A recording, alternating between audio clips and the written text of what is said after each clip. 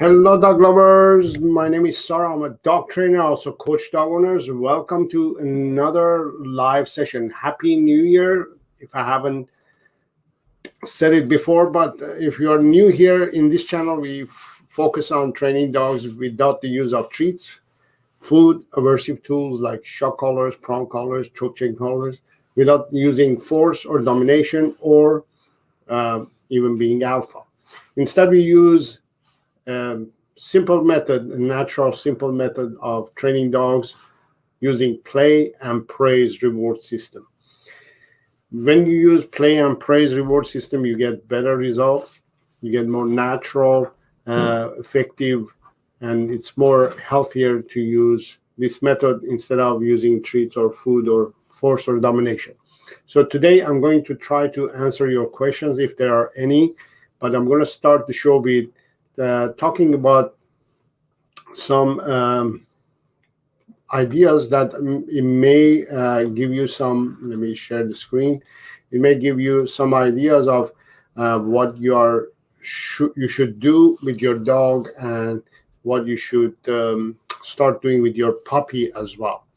Let me see if everything is working okay. Seems to be working okay. So as you may or may not know, I'm very focused on providing a dog's daily 5 essential needs, which will lead to giving them a healthy and happy life. And these 5 essential needs are exercise, training, socialization, care, and affection. If you provide these 5 things on a daily basis, I guarantee you your dog is going to have a great life. But when it comes to puppies, we need to also provide puppies with their own kind and style and limitations of daily 5 essential needs. We follow the same formula, excuse me, but we provide in different levels, different pressures, different structures, and different maybe times, durations, limits, and things like that. So I want to talk about this a little bit today, so you have a good understanding of what you should be focused on. So the first thing, exercise for a puppy. You shouldn't be over exercising a puppy. Puppies are in that age that they're growing up and they are building, they are developing. So if you over exercise a puppy, you're going to put a lot of pressure on their body, in their physical body, in their joints and muscles and things like that. So you don't want to over exercise a puppy. In old times or even today, many dog trainers or specialists, they say exercise your puppy or your dog.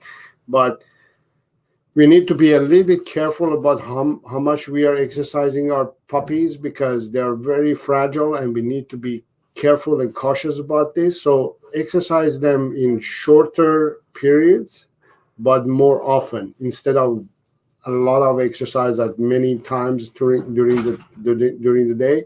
You want to exercise them in shorter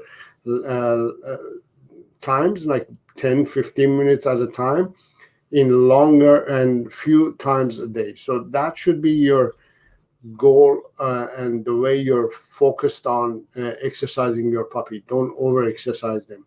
When you over exercise a puppy, not only you're causing health issues to develop, physical issues to develop, you're also causing the puppy to become hyper reactive, to develop hyper reactive behaviors. What those are behaviors that in near future or in long term even, they will come back and they will start developing and become more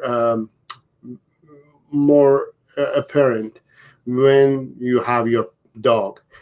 So when you have a puppy, you have to be careful about the amount of exercise that you're providing for your puppy, so your puppy is going to have a good development, healthy development physically, mentally, and emotionally, so it doesn't develop all the bad behaviors in the future.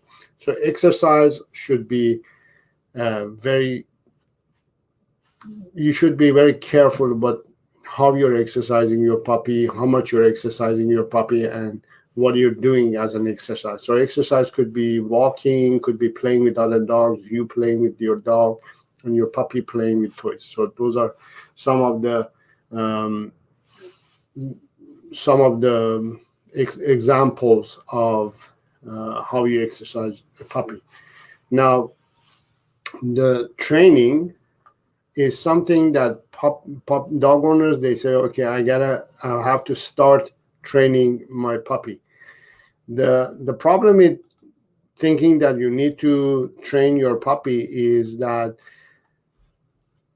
puppies in the beginning, they are just trying to learn who they are first and where they are and who you are. So they're a little bit confused. So you can't train a confused animal, confused dog. So don't focus much on training the puppy, more of raising the puppy. And when the puppy is about, I would say, 7 or 8 months, 6 or 7 or 8 months, then you can start doing the formal training. Before that, you're basically introducing yourself. You're getting to know the puppy is getting to know you, and you're introducing very light levels of, I would say, training. Training is not, to teach the puppy to sit and stay and things like that. You could teach those if you want to do it. You could do those, but you don't want to go into formal training per se with your puppy, and your expectations should be very low. What I mean by that is you shouldn't be expecting your puppy to sit on a command. You should be expecting that your puppy is just listening and hearing and getting used to those commands, right?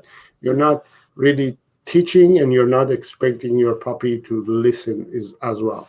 So training is something that what I usually suggest for dog owners, puppy owners to do is just play with your puppy. During the play, you can add some trainings in there, and you can kind of introduce the cues to your puppy. So that should be your focus again. The next thing is the socialization. Socialization, especially in this day and age, during this pandemic, it's very important for you to socialize your puppy.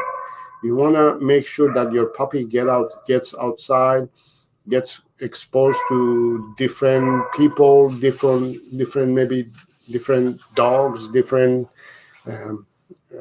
situations, different locations. All kinds of situation, cars. Like I was working with a puppy that the owners, they were saying that the puppy was reactive to cars, the sound of cars. So those things, you have to expose your puppy, you have to socialize your puppy, so your puppy becomes comfortable and basically relaxes when it hears the car sound or anything, another dog, instead of reacting to it or being afraid of it. So you want to make sure that the puppy is exposed and has a good and positive experience with all those things. So socialization is very important as well. The care part is, there are a few things that I wanted to emphasize in this live session. Because I think many puppy owners, they don't focus on those. They just go with what their vet clinic tells them to do. Most vets are there for business. They're not there to really make your dog to feel great. In a way, that's the sad truth. In a way, they want your dog to be not healthy, so that you will go back and they will make money. That's the process of a vet clinic. Their job is not to really, if a mechanic shop is not going to fix your car completely because they want you to come back, so they will fix a little bit.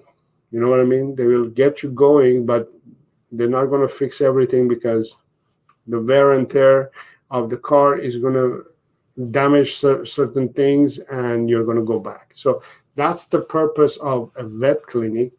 But what I want you to understand is, don't believe everything what the vet says. Do your work, do your homework, and get educated a little bit more about your dog's care, especially your puppy's care. So one of the first thing that I want you to be aware that you don't need to vaccinate your puppy on annual basis. Puppies, all countries, all regions, every city, every district has a different bylaw, right? About what kind of vaccinations they need to give to the puppies. But one thing is for sure, just follow those protocols and vaccinate your puppy of what you are supposed to vaccinate in your city, your country, or wherever you are. But you don't need to over vaccinate your puppy or annually vaccinate your puppy. Puppies, first of all, are born with a lot of immunization naturally built from their mom. Their mom has already given to them. So they're good to go for a few months. So it's not a problem if you want to socialize your puppy. But you need to give the basic puppy vaccination, but annually you don't need to vaccinate them every year. And all the vets, most vets, I would say, they will tell you that you need to bring your puppy back every year to vaccinate, which is not a good idea. Their task is to get you to come back to the office so they can sell you services and products, right? So you don't have to believe in that. All you have to do is ask your vet to do a titer test, a test which is called titer test. It's a blood test that you do with your puppy, and it shows how much immunity there is in your dog's blood system. And most of the time, all of the vaccinations that we have given to our dogs, they can last many years, 3, 4, 5, 6, 7, even 8 years. So you shouldn't be vaccinating every year. Just go do a blood test, and you will see that your puppy has immunity for many years. So don't buy into the over vaccination or annual vaccination of your puppy or your dog. The other thing that is the diet. Now, most vets and most especially pet related businesses or dog related businesses or pet professionals, they will suggest you to feed your dog kibble or dry food, because the reason they are asking or promoting those is because they get commissions out of dog food companies, and they want you to buy those. The problem with kibble or dry food is that it's not a natural diet. It's full of toxins. It's full of garbage that you have no idea what it is in there. And it's not fresh, and it's dry, and it's lacking moisture. There's so many problems with dry food. So you don't want to feed your dog dry food. Even though your vet may be telling you that that's the food that your dog should be eating, there's nothing wrong with feeding your dog fresh food or raw diet. Those are the most natural diets for any living thing. All animals, including humans, eat fresh food. Nobody eats processed dry food. No animal in the nature or anywhere eats processed dry food or kibble. Every animal kills another animal freshly and eats that. That's the reality, right? Your dog should be eating fresh food as well. So don't believe or don't buy into uh, feeding your dog kibble or dry food, even though your vet or your vet clinic or any dog professional is telling you to do so. The only reason they're doing that, the only reason they're suggesting you to feed your dog kibble or dry food is because they make money out of it. So don't feed kibble or dry food to your dog.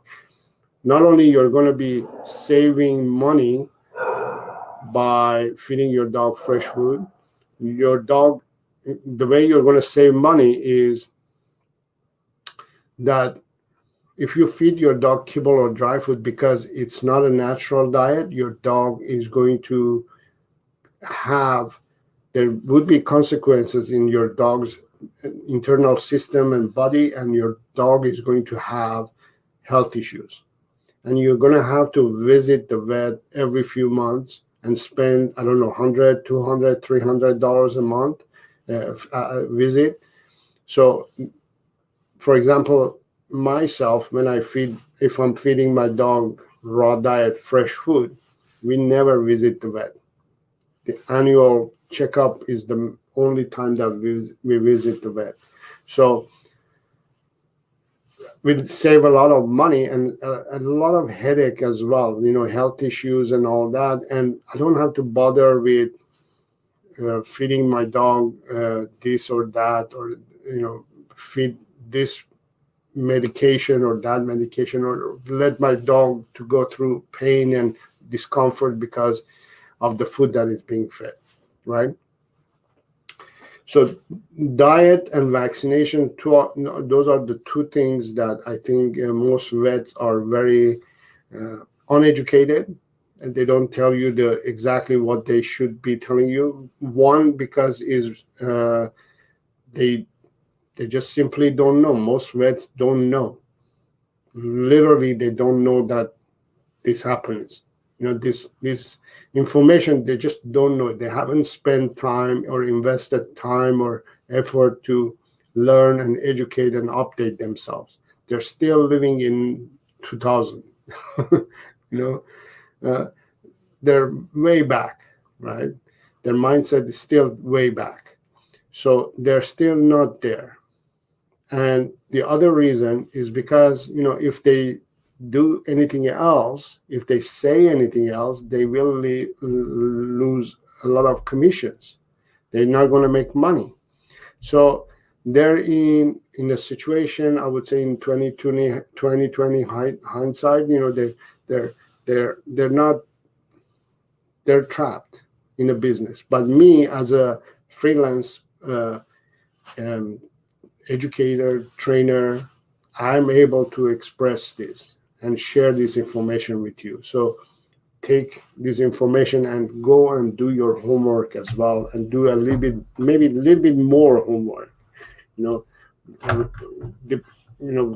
compared to what you used to think about all of this.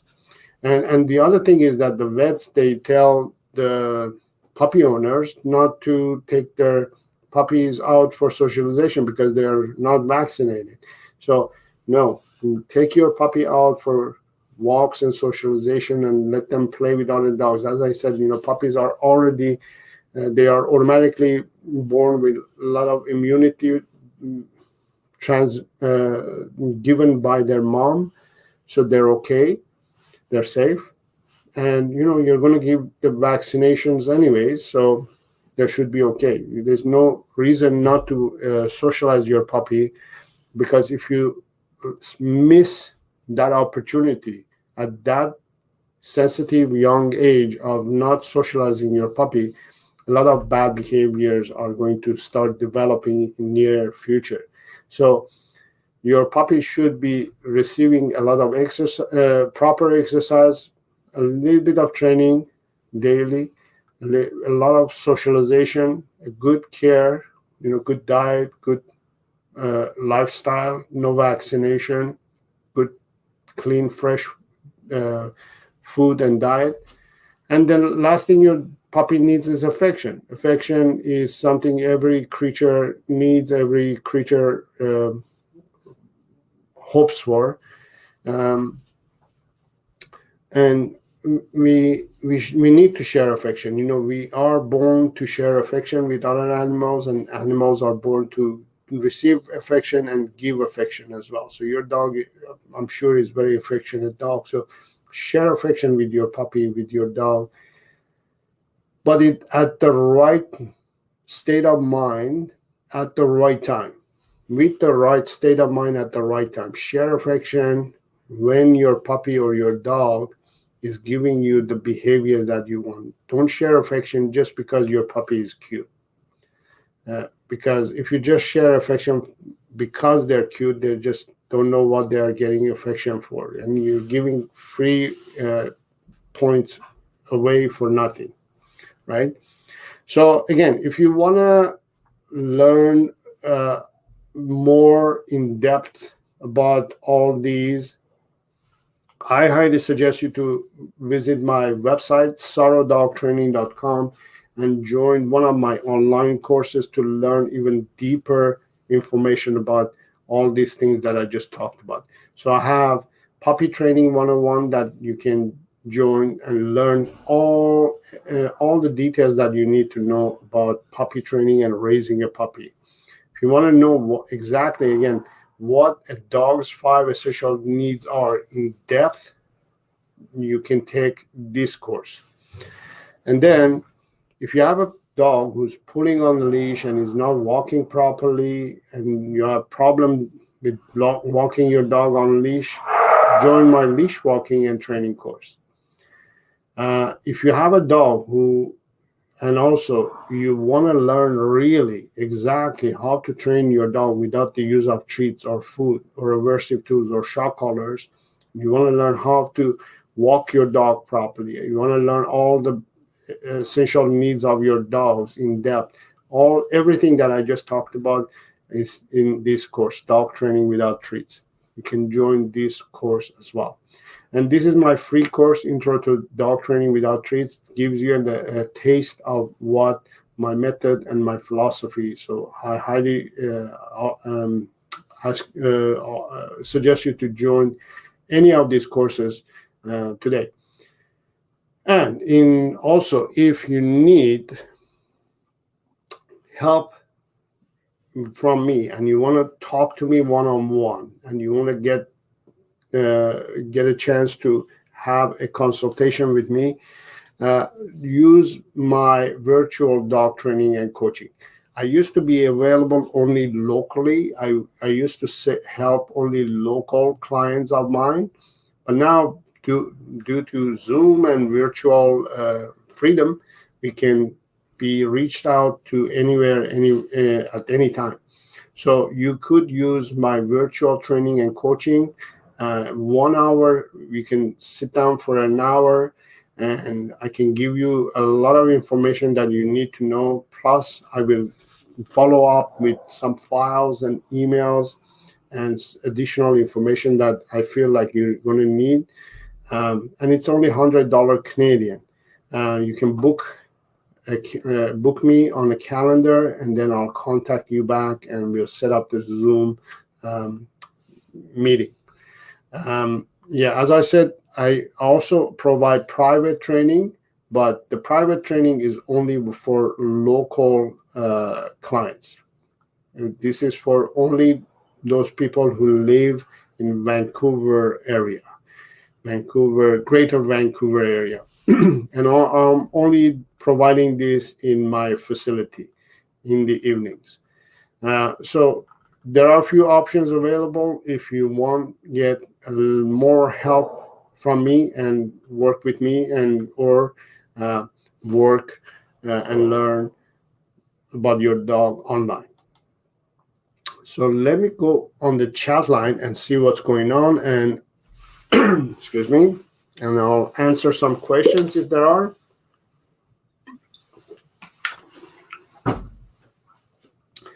First of all, we have Iconic Frisky says hi. Thank you for being here, Iconic Frisky. Henry Loves to Sing is here, says hi. Tavlim Bijoy is here, says how can you do online tutorials? Can you do online tutorials? Yes, you can. I do offer. I just mentioned. So you can, go to sarodogtraining.com. I'm going to leave the link in the chat area.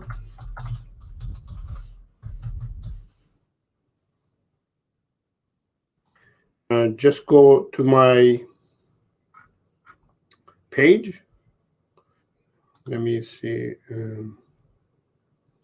That's going to be clickable.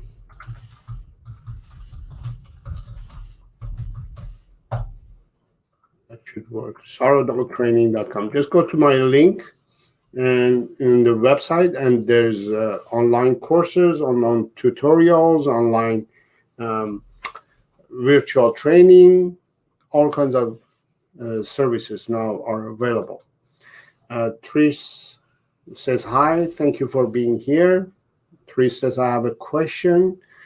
We just discovered that as our puppy is getting older, he's not German Caucasian Shepherd puppy.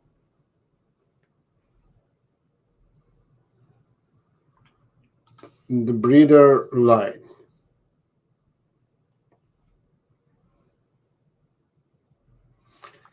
I don't know. It's not a question. I'm sorry that has happened to you. There are breeders who are not legit. They're not proper breeders. You have to do a more in-depth interview and also research before you get the dog from so-called breeder. A legit breeder wouldn't let a puppy or a dog go to anybody.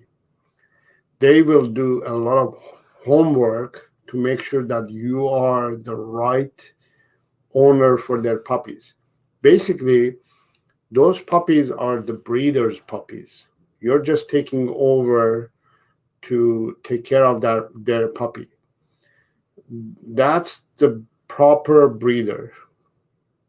A proper breeder will sign a contract with you that you need to take care of this puppy. And anytime something happens to that puppy, or you don't feel that it's the right puppy, or you can take care of that puppy, you're supposed to take that puppy back to the breeder, and the breeder will take back that puppy for sure. No questions. They will provide all kinds of information. They will provide a lot of support. So those are legit breeders. If anybody else so-called calls itself a breeder, and then you go and just buy the puppy and bye and that's it, that shows that's not a proper breeder. There are few types of breeders. There are those backyard breeders, the legit breeders. First of all, there are the legit breeders that I just explained. They do all by the book. They follow everything. There are backyard breeders that, they had dogs and they don't neuter or spay their dogs, and puppies, they had puppies. Accident happened and puppies came and they sell those puppies. That you have to make they're not going to be too peculiar or too sensitive about who's picking their puppies as well. But you need to go and see if where they were living, where they were being born, how they've been raised, if it's properly done, if it's properly raised, properly done. If it's not, then that shows you that that's a puppy meal breeder. And the third style is puppy meal breeders. They do it because they're just doing it to breed as many puppies as possible to sell them to people and pet stores. So yeah, never buy a pet from pet store. So I'm sorry to hear that, but You just have to figure out if there is a bylaw that can protect you to go after this breeder and maybe do something about it. Maybe, enjoy your dog that you have now. It doesn't matter what dog it is. I'm sure you're going to enjoy and love it. But maybe do something so this person is not going to repeat that again to some other people. The vet agreed. We now know we have an Anatolian Shepherd. Reading about the dog, it's going to be hard training him. No, it's it doesn't matter what breed of dog you get, as long as you provide your dogs daily 5 essential needs, you're going to have a good dog. Every dog, every breed is different. Yes, they're unique, but every breed has their own needs. Every dog has their own needs that you need to provide. Dogs are not very complicated like humans. Humans, we have different personalities, different characteristics, different things going on in our minds, and we think that, okay, we need to do this and that, and this is how we have to raise kids. This is how we need to deal with people. People are confusing. People are complicated. Dogs are simple. The example that I usually use is that if you have a human being usually needs, a car, cell phone, laptop, coffee, glass of wine, home, furniture, blender. We need thousands of things in order to be healthy and happy. Whereas dogs, they're not that they're not that complicated. They're simple animals. All they need is literally exercise, training, socialization, care, and affection. That's all. If you had to ask a dog, what do you need for today? What will make you happy? They'll say, as long as I have my human with me to feed me and exercise me, and I get a lot of care and socialization and a little bit of training. Training basically is building a communication with your dog. If I only had those, that would be the best day of my life. If you had to ask a dog, that would be its prayer, right? That's all I need. I need my human with me to be playing with me, training me, and socializing me, caring for me, and sharing affection with me. That's all. If you could provide that, all these five things for your dog, it doesn't matter what breed it is. You will have success as long as you are focused and you know what you should do. And most dog owners, they don't do the part, I think, that is very important, is the education. I just mentioned that I have online courses, right? This part is the part that dog owners are not investing enough energy, time, and effort. They think the dog is going to do its own thing, it's going to happen, and everything is going to be fine, especially if you are a new dog owner, especially if you are not familiar with the breed, especially if you're not sure what to do. You need to invest money and time and effort to educate yourself. If you don't, of course you're going to have a dog who's going to give you troubles, he's going to misbehave, you're going to be overwhelmed with your dog. So invest time and effort and energy to educate yourself. No matter how many videos you watch, no matter how many live sessions you join, no matter what you do, you're not going to get the dog that you want unless you educate yourself. The example that I use is, if you want to drive a car, if you want to have a car, you don't go and buy a car first. You go and learn how to drive a car. You get to learn the mechanics of the car. You learn how a car operates, and then go and drive it for a while to figure out how it works, and then maybe learn the bylaws and learn how you could drive in the cities and everywhere, and then go do a test drive, and then you get your license, and then you go and buy the cheapest car that you can find, and then maybe later on you get the car that you want, right? It took a lot of process and a lot of steps to get to that. But when it comes to dogs, people want a dog and go buy a dog. They skip the middle, the most important part of learning how to have a dog, right? So I feel you, and I hope you can figure out a way to deal with this situation that you have, and hopefully you solve that problem. All right, the next question is from Trish as well. So we shouldn't vaccinate every year. No, you shouldn't vaccinate every year. You should be doing a titer test. And if you go to my YouTube channel, there is a search icon there. Just type titer test. Hopefully it will show. There it is. That's the video that I want you to watch. So I'm going to copy that.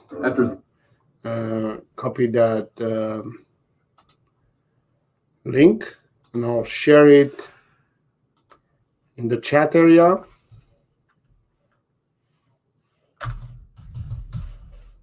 I'll call it Vaccination. Go ahead and watch that video. It's in the chat area now. You also have question about raw diet. Is it wrong we don't want to give our puppy raw meat in his diet? Yes, it is wrong. When humans choose what others' needs are, we usually provide what we need, right? We think the dog needs this and that. We think, but sometimes we have to think what the dog really needs. Dogs naturally are born to eat fresh food. They're born to eat raw diet. And if you don't feel comfortable feeding your dog raw diet, that's your personal opinion. I can't change that.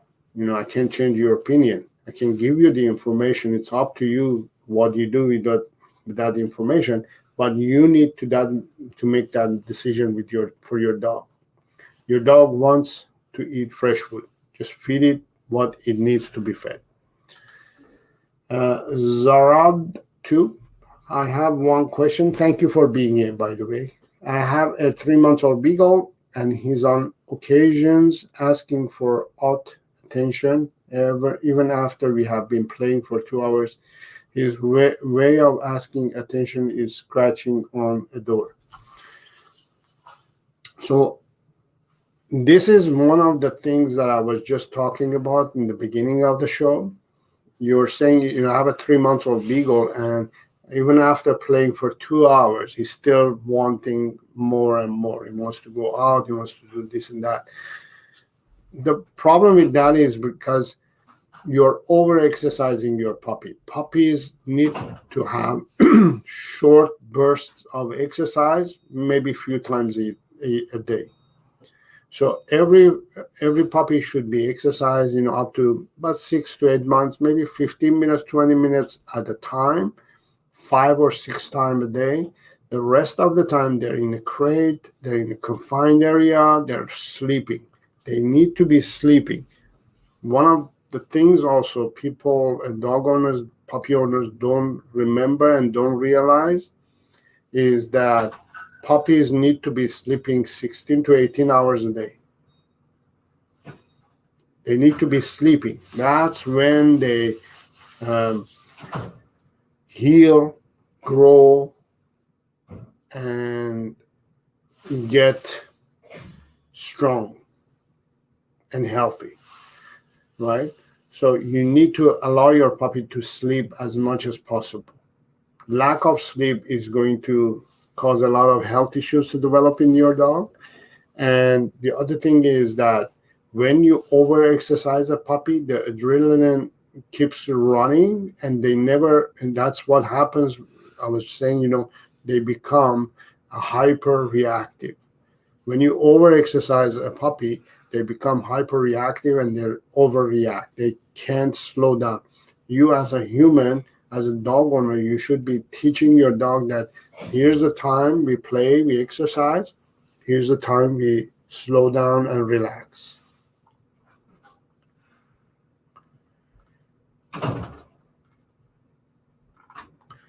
So, like I said, we now know we have on. It's very stubborn, sensitive. He bites every time, and it gets really bad. He refuses to listen command. What do you suggest? What I do suggest is join my online course. Join my this course, dog training method without treats or food. We go through all the issues that you have. So all the issues that you have, it's going to be solved. We're going to be talking about training dogs without the use of treats to get results using play and praise, to learn how to communicate to your dog, to get great connection with your dog, basic obedience commands, how to walk your dog. You learn how to your dog's psychology, and there are some games that you can play with your dog. All of these are going to help you to get rid of all these bad behaviors. The reason it's not listening to you is because you're not training your dog. You're not doing it properly. So definitely join my online course. Make sense? Next is from Dragon Manila. Can you tell me, please, what fresh food can I give to my 3-month Beagle puppy? Thank you. Yes. So you can give any meat that you can get, any fresh meat that you can get, any red meat, white meat. Mostly you want to go towards white meat, like chicken, turkey, and things like that. White meat, some green leafy vegetables, a little bit of green leafy vegetables. So this much you're going to give meat and this much vegetables, green leafy vegetables, 1 egg, a little bit of either cooked rice or cooked lentils, and some touch of turmeric, a little bit of ginger. Voila, you got a good complete meal. You want to make it even better, a sardine, can of sardine, a little bit of sardine, or a fish, whatever fish, raw. Add a little bit of fish in there. A chicken neck would be great too. That's what I feed my puppy. And it's been feeding for almost a year now, and will continue to feed. That's what my dogs eat, my puppies eat. Baron, hi Saro, I have a 3-month-old multiple puppy. I'm living in an apartment. How long should I let him play, and how long should I keep him in his fence? If you have a 3-month-old puppy, you should exercise your puppy and play with it, 15 minutes, 20 minutes max, 4 or 5 times a day. The rest of the time is either in a fence, in a fence area, or in a crate. That should be the routine of the day. They should be sleeping. They should be not that much active. Maria, hi Sarah John. I want adopt Beagle or Pomeranian. What breed I must choose? Love them both. Beagle or Pomeranian. Well, there are 2 different kinds of the breeds. One is a scent dog, one is a lap dog. You know what I mean? Scent dogs, they have different needs that you need to provide, which we go all in details on my online course anyways, because I have beagles myself, so I'll always use beagles in my courses. But doesn't mean that it's limited to beagles, but it's more focused on beagles. Pomeranian, they are lap dogs. They are smaller dogs. They are, you know, let me just get this, show you.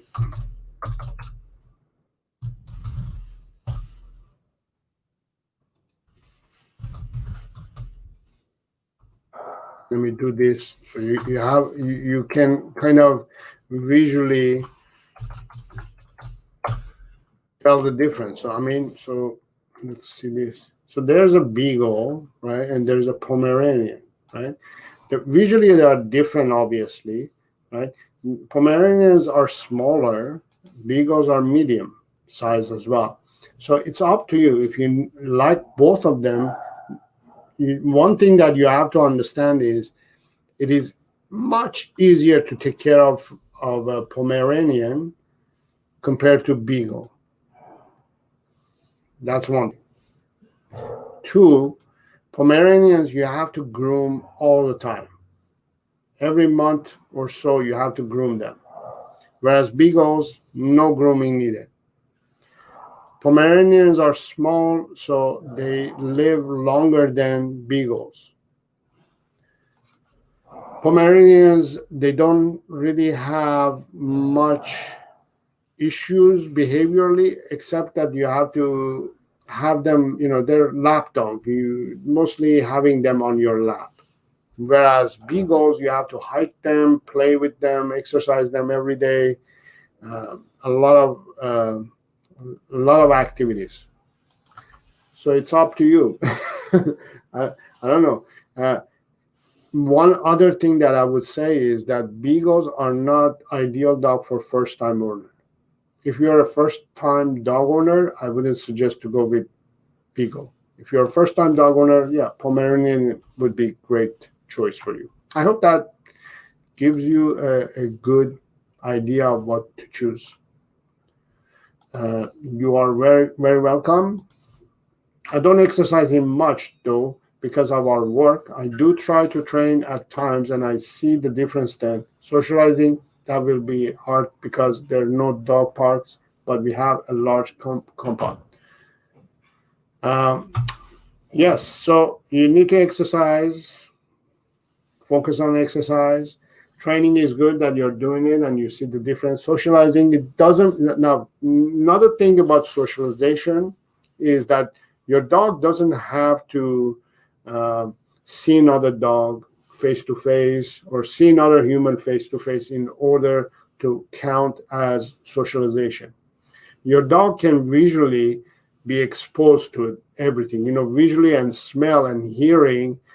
As long as they can be exposed with those three senses, they don't have to be face to face.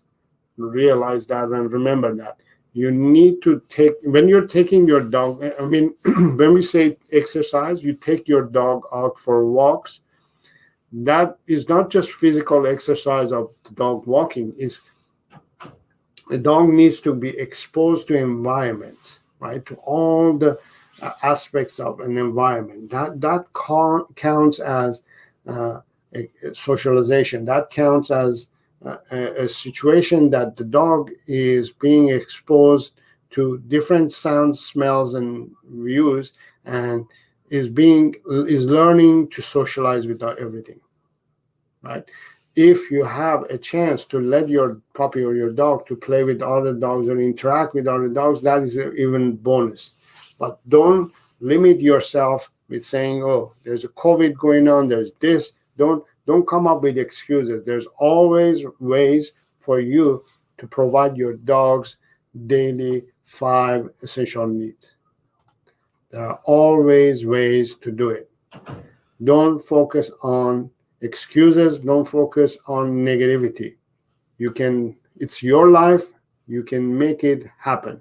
You're free to do whatever you want, and you're free to provide your dog's daily 5 essential. You should be able, right? Don't limit yourself, right? If it's work, If you're busy with work, then maybe it's time to realize that you're too committed and too busy with work and you're missing life. Your dog, there's a reason why you have a dog. There's a reason why destiny chose for you to have a dog, because the dog is going to give you the clues that, hey, you're working too much. You need to pay me more attention. You need to pay attention more to me. I'm an individual. I'm living, breathing, feeling thing. I have emotions. I have feelings. I have needs. Maybe work less so you can live life, so you can provide for your dog. So your dog is giving you all these messages that you are doing too much. And you need to focus on something else. Maybe that's the destiny. Maybe that's why you have a dog. Think of it that way. Rihanna, how do we stop demand barking in puppies? It keeps barking even if we ignore it. If a puppy is barking, is communicating to you, is telling you that it needs its daily 5 essential. Like the other day, I was working with some puppy owners, and these puppy owners, all the family members had punctures in their hand because the puppy was biting them, literally poking holes in their hands and everywhere, right? And your puppy is barking. I mean, your puppy cannot be any clearer than that. It's telling you, hey, I need my daily 5 essential needs. Hello, someone provide me these. Exercise, I need exercise. I need training. I need socialization, proper care. I need proper amount of affection. Hello, anybody home? I mean, that's what they're doing. The reason they're barking, the reason they're biting, the reason they're chewing things, the reason they're destroying things. I have a puppy myself chewing the walls, for example, right? Is giving me a message that I need this and that. I'm not providing her enough of this and that. So I have to get the clues and provide. So you need to listen and say, okay, I got the message. I'm going to focus on providing you your daily proper amount of exercise, training, socialization, care, and affection. If you want to learn all these in details, right? Again, join my online courses. Join one of my online courses, whichever, puppy training, that will help you.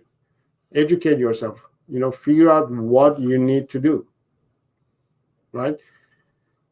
Your puppy cannot be any clearer than that. I have a 5-month-old lab, and he has separation anxiety. So every time I leave him alone, he starts barking, chewing furniture, and scratching at the door. Again, your 4-month-old puppy cannot be any clearer of, hey, I need my daily 5 essential needs to be provided. Right? If you don't provide these things, I'm going to have anxiety. So every time your dog is leaving, first of all, is telling you, I didn't get my enough exercise, training, socialization, care, affection. Especially, I didn't get trained. Because if you want to leave a dog home alone, even for 5 minutes or an hour, you need to teach your puppy, for example, here's the procedure. I go out and I come back. It's not the end of the world. They can learn to tolerate your absence. You just have to teach it. You just have to invest time to teach it. So how do you teach it? You teach it sit, stay, wait. How do you teach sit, stay, wait? You learn it through lessons, courses. Educate yourself. You're going back and forth here with this. Educate yourself so you know what to do. So if you know what you're doing, then your dog is going to be having less issues and less problems. The reason you're having these problems is because, first of all, you're not providing your dog's daily 5 essential needs. So your puppy is screaming and is destroying. I mean, cannot be any clearer than that. Hey, I'm destroying your furniture. What else can I tell you? Right? I mean, they can't talk like humans do. So they do things to communicate. They can't sit down and have a chat with you. So they do things to communicate. To tell you, hey, I need my daily 5 essential needs. How long should a walk for a lab puppy be? 15 minutes, 20 minutes maximum, 3 to 5 times a day. What can I add to my dog's kibble to make it healthier and more nutritious? Go to my channel and search kibble. Let me see if it's going to show. There we go. Can I mix stuff with my dog's kibble? Get that video, watch that video. I'm going to share it here so you can go ahead and watch that. So I'm going to share that video in the chat area. I'm going to call it What to Mix in Kibble. Okay. Go ahead and watch that video and you should be good to go.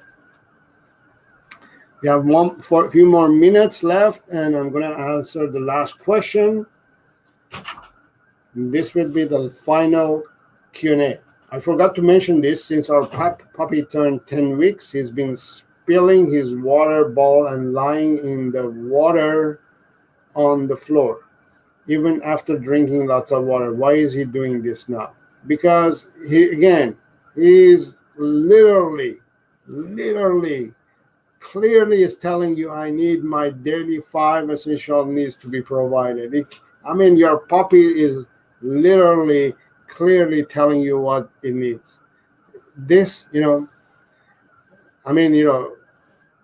cannot be clearer than that. There are people that they will, put signs and say, hey, restaurant over here, come over here, there's a food and, we have great food, that's what your puppy is doing here. It's holding a sign, it's saying, hey, I need those 5 essential needs, right?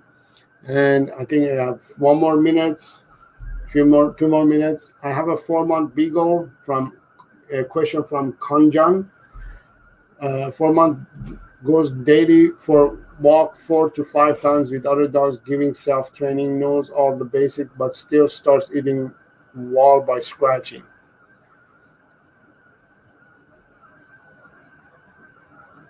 With other dogs, knows the basic commands, but starts eating the wall. So this is a good example. You're providing exercise, you're providing training, but yet your dog is eating the wall. So probably you're doing it too much. Probably you're over-exercising your puppy. So maybe reduce the exercises. You just have to adjust it. I always say 3 to 5 times a day. 4 to 5 times is too much probably, right? Slow it down, and if it's not exercising, if it's not playing, if it's not eating, if it's not resting, if it's not lying down, put it in a crate or in an area that is fenced and is secure. So your dog doesn't overreact, okay? So your puppy, probably you're over-exercising it physically, mentally, emotionally, you're doing probably too much. So these are the cases. People either do too much or they do too little, right? So you have to be fair and be doing proper amount of exercise and training and socialization and care and affection. That's why these are the things that we learn in the online courses. So again, if you have any questions, Please leave those questions in the comments area, and I'll read them and I'll answer them. If you are not subscribed to the channel, make sure to subscribe to the channel. Share this channel, share this video with other dog lovers and other friends or family of yours. And I'll see you next month on another live session. And also, I have a new video coming up on Sunday, so check that out as well. So until next time, have fun with your dog.